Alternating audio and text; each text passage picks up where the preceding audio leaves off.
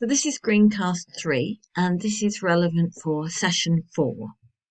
And what I'm going to do is to explain to you what paraphrasing, reflection of feelings, and summarisation are, and how you go about doing them, so that you're prepared to have a go in the session. So let's start with paraphrasing. So paraphrasing is a way of communicating to the patient that you've heard them. It's a longer statement than a verbal follow, and it encompasses what they have said, hopefully accurately. And when people hear that, it helps them because they are then able to understand quite clearly what they said. So they almost hear themselves saying things for the first time sometimes, and that can be really useful for them. It can be tentative, or should be tentative, so that you're not saying, "Oh, right, so this is what you mean, X, Y, Z." You're saying, "So is this what you have said, X, Y, Z?" And they go, "Yeah," or "No, that's not quite right, and this is what I meant." So you're offering it tentatively, and that encourages people to continue talking, but also is one way of demonstrating you understand, you've heard them. So you're really trying to convey that you have listened. And if you look at this particular slide, here's on the left is your patient's statement. "I've been really struggling with my eating. I just feel so tired and often quite nauseated. I've got no appetite anymore, and I know I should be eating more, but it's really hard. I can't be bothered to cook anymore." So if you look at that, that's what your patient might have said. And you look at the statements on the right, the top one could be seen as verbal following. You're really struggling with your eating. You can't be bothered to cook anymore. So it's that statement. The one at the bottom, just picking out that word, again, might be a verbal following. You're struggling, or it's hard. But the one in the middle is your paraphrase. You've had a lot of symptoms which have made it very hard for you to cook and eat, even though you need to. So that's conveying that understanding. That is a paraphrase. You've taken what the patient has said, you're giving it back to them in your own words, conveying understanding of what has happened. So not using exactly the same words as they do, which verbal following tends to use exactly the words they've used. A paraphrase is conveying your understanding of what they have said. Really important skill to have. And actually some of you will do that naturally. Maybe something you've done generally already. So let's have a look at reflection of feelings. And you might wonder why I've got a picture of a can of worms on the slide. And that's because this is something that a lot of people avoid at all costs. I don't want to acknowledge that emotion because it might open a can of worms, and I might not be able to deal with that. But actually, it's really important that we do deal with the emotions that are being conveyed to us. Ignoring them is really hurtful. So when you've expressed some emotions to someone or something you're really upset about and they ignore it, you feel that your emotions aren't worthy. You feel that you're not worthy of being listened to, and that can make people feel worse.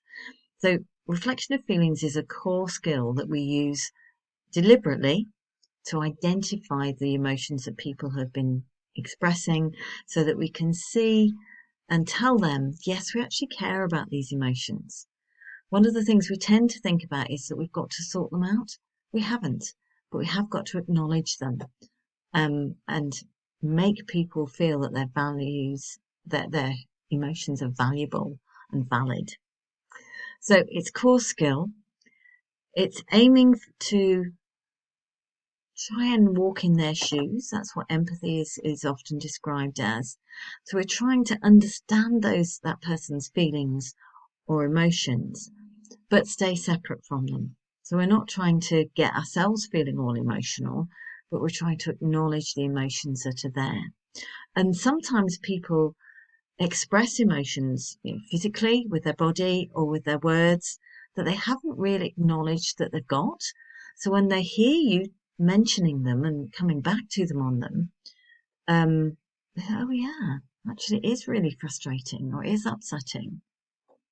And it avoids us expressing sympathy, that feeling sorry for someone or, kind of pitying them. That's really unhelpful, and not something we encourage you to do. We're really focusing on demonstrating our understanding of how someone is feeling. So how do we go about that? Well, the first thing is to listen and be observant. What is that person communicating to us, both directly with their words, I'm really frustrated about that, or non-directly with words, their vocal tone, their posture, the way that they are talking. Look at the non-verbal cues. Have we got tears or close to tears? Have we got facial expressions that appear to be saying something? Are people smiling? Are they happy? Have they got clenched fists? Are they angry? Are they wringing their hands, which often suggests anxiety? So let's look at, what's going on, observe what's going on, listen, not just to the words, but to what the words are saying, what they're conveying, what emotions they might be conveying. So step 2 is to identify and name the feelings. And most words will fit into these 5 categories of emotions. And there might be lots of different words that people might use to express anger, for example. They might be mad or annoyed or livid or irritated or furious, incensed, or might be seeing red. There's lots of different words that you can think of. I suggest that you just stop the video at the moment and think of some of the words that might fit with glad or sad or scared or confused. So hopefully you've stopped and had a little think about what words people might use to express these different things. The gladness, joy, happy, excited, overjoyed, cheerful, pleased, lots of different things there. Sad, miserable, hurt, depressed, low, heartbroken, unhappy. There's plenty more that we need to acknowledge. And if you're working with young people, you need to kind of be mindful of the words that they might use, which might be very different to those of older people. So do think about, what's the, particularly if you work with young people a lot, what are the words that young people are using to express that they are scared or frightened about something. So really worth getting to think about the depth of the words and the range of the words that people might use so that you can name them. So we then need to verbally reflect back the feelings that we have seen. And we need to do that tentatively, just in case we got it wrong.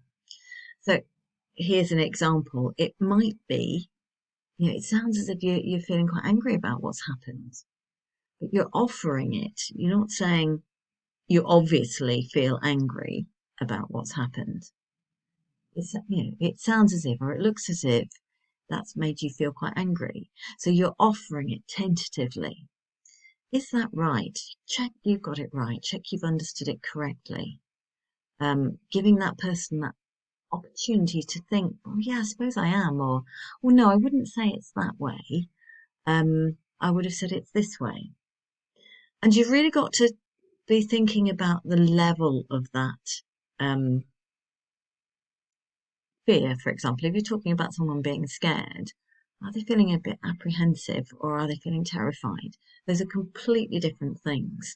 So you've got to express that feeling at the right level or as close to it as you can make it. So, if there is about anger, I might be a bit frustrated or absolutely livid, 2 completely different things. So try and get the level or the depth of the emotion as well as the right one in the first place. And sometimes they're going to be mixed.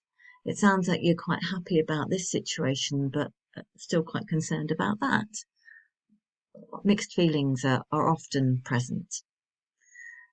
When you do pick something up, you need to refer to it immediately. So don't wait 5 minutes or to what you think is a good time to express what you think you've heard, because the patient may have moved on to something else. But also, you need to acknowledge it at the time. Otherwise, the patient feels that you've ignored it and that you haven't heard it. So really, it needs to be at the time. So they've expressed something, frustrated about something, and you acknowledge that frustration or their anger or their distress about something at the time. And as I say, if you work with young people, completely different language, that you might want to think about, if something sad might suck, if someone's scared, they might be freaked out. There's lots of different words that people might use if they're, of a younger generation.